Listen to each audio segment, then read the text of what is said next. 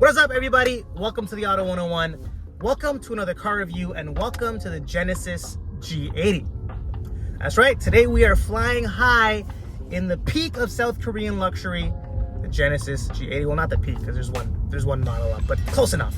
So what is Genesis? I mean, Genesis is Hyundai's luxury brand. It initially started off as a sub-brand, but now it's been made into a full-fledged luxury brand. It starts off at the G60, which is an EV crossover type thing, very popular these days, and goes all the way up to the G90, which is their like S-Class, super bougie, I don't drive, I want to be driven type of car.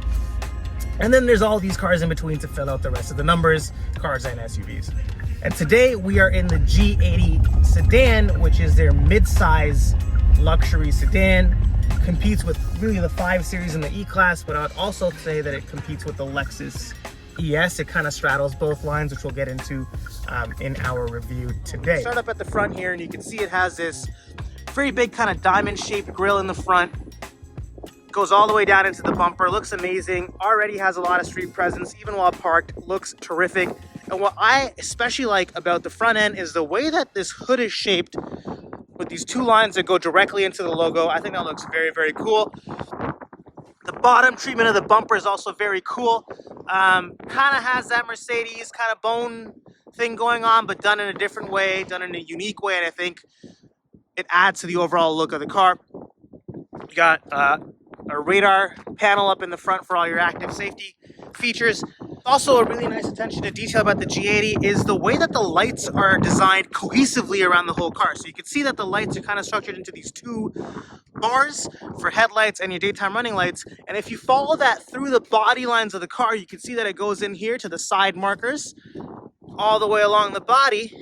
You go all the way to the back of the car, the rear end, and you have those same 2 light strips that go all the way into the back. And that creates a very cohesive look that takes the car from the front to the back.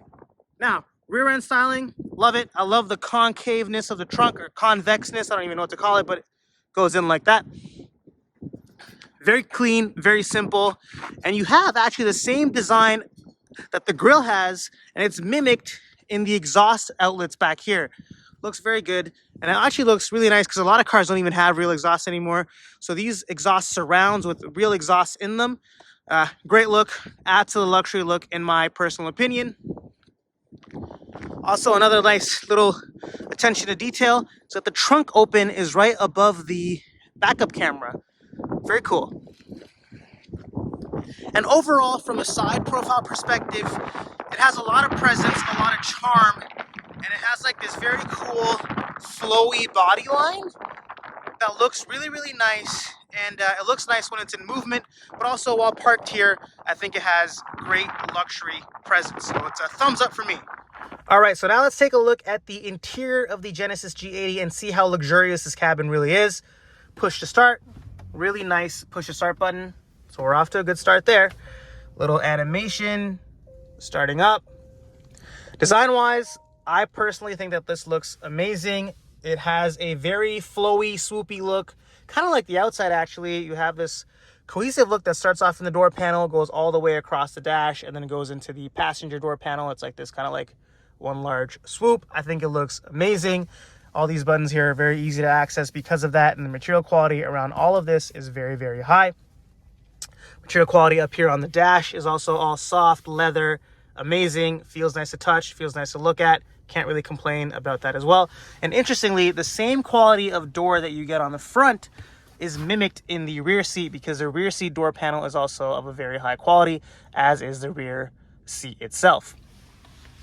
You see here the seats are a very nice kind of soft plush leather, very comfortable to sit on, especially for long distances. Steering wheel, I'm not the biggest fan of the design because I personally don't like 2-spoke wheels, even though this technically, I guess, is a 4-spoke. But I know certain models, the G80 and newer G80s, have a 3-spoke wheel, and I think that that looks terrific. But this one, which is an older G80, has, you know, physical buttons here, whereas the newer one has capacitive buttons. So I prefer the functionality of this wheel, but the look of the 3-spoke wheel. Infotainment-wise, it could be broken down into basically 3 segments.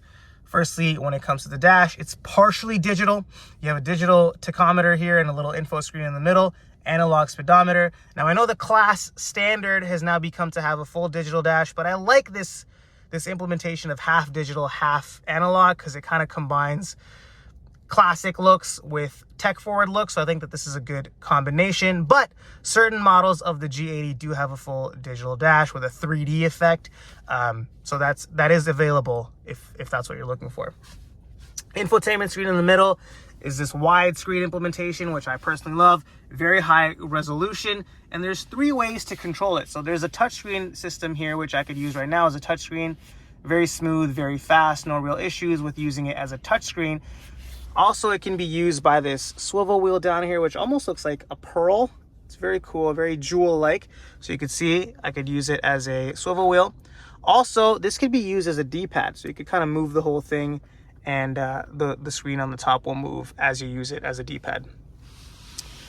The gear shifter down here is also very kind of like a jewel. It has metal knurling, looks really, really nice. Big fan of that. It's shift by wire, so it's not an actual shifter, but still looks nice. And lastly, there's a screen here to control your climate, but it's unloyal because a lot of the buttons that you use most often are still physical.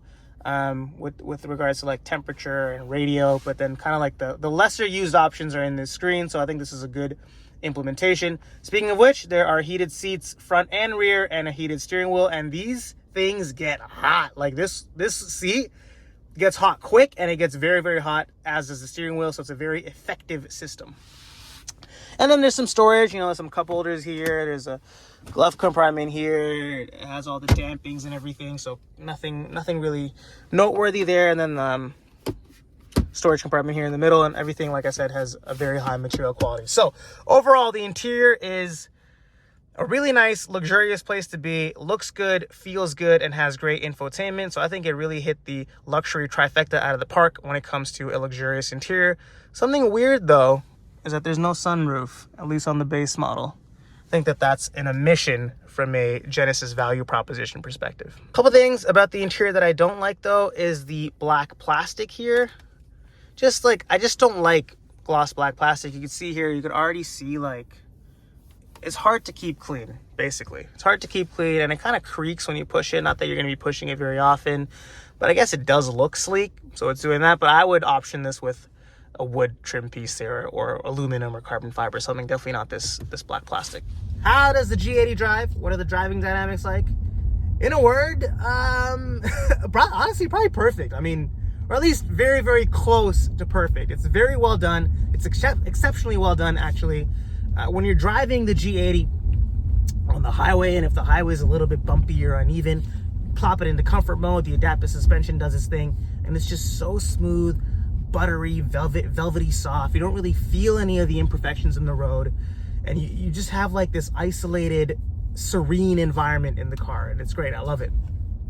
Likewise, when you are driving the G80 on a bumpy road like I am today in the city, you still feel the bumps. Obviously, they're pretty significant bumps that I'm on in here today, but compared to other cars, they're still so kind of like isolated from your driving experience, so you don't really feel uncomfortable while going over the bumps. So the suspension tuning from a comfort perspective is amazing. But what really strikes me as really cool about the G80 is the fact that you put this thing in a sport mode and you take it on a back road, and it's like it flips a switch. It's like a completely different car, extremely confidence inspiring. It feels light, even though it's not. It's pretty chunky, but it gives you that sense of dynamism, being dynamic. I don't know how to describe it, but you feel like you're driving a well-tuned, performance-oriented vehicle on back roads, and that's amazing, because that's the opposite of what you feel in comfort mode on an uncomfortable road.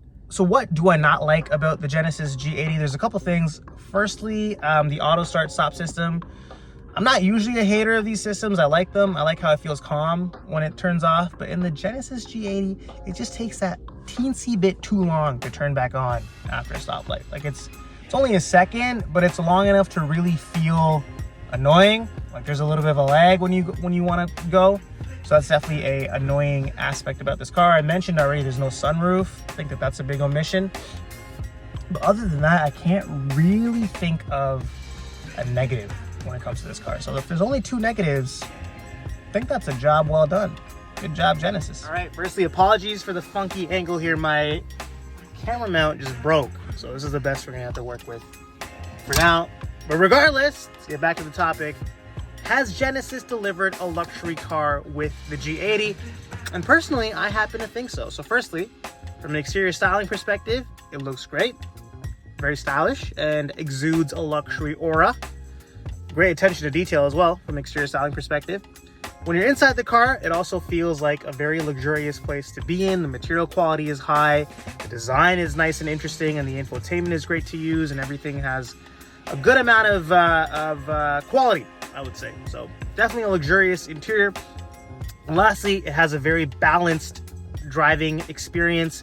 It's comfortable when it needs to be comfortable, sporty when it needs to be sporty. So driving dynamics are on point.